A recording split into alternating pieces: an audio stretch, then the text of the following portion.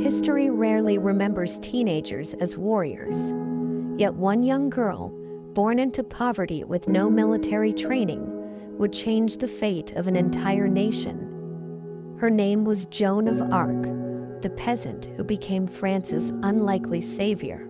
Joan was born around 1412 in the small village of Domremy, at a time when France was collapsing under the pressure of the 100 Years' War. Much of the country was controlled by English forces, and hope was fading. Then Joan began to claim something extraordinary, that she could hear the voices of saints urging her to drive the English from France and restore the rightful king to the throne.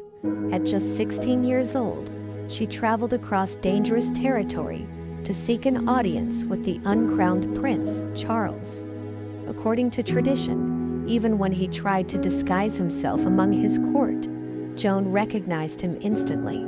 Somehow, this illiterate farm girl convinced the future king to trust her with an army. In 1429, Joan arrived at the besieged city of Orleans, wearing white armor and carrying a banner instead of a sword. Her presence alone transformed the spirit of the French troops.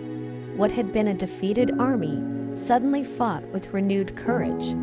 Within days, the siege was broken, a stunning victory that shifted the momentum of the war and proved the English were not unstoppable.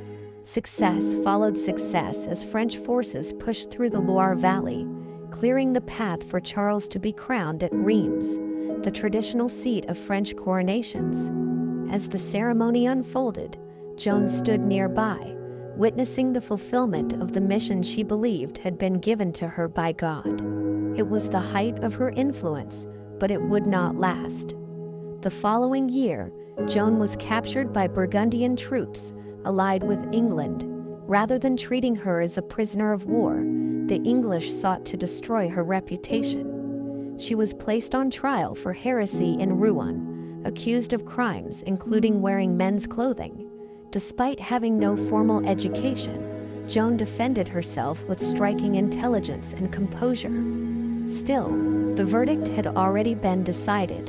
In 1431, at only 19 years old, Joan of Arc was burned at the stake. Witnesses later reported that she asked for a cross to hold as the flames rose around her, but death did not silence her story. 25 years later, a new investigation declared her innocent and labeled her a martyr. Centuries after that, she was canonized as a saint.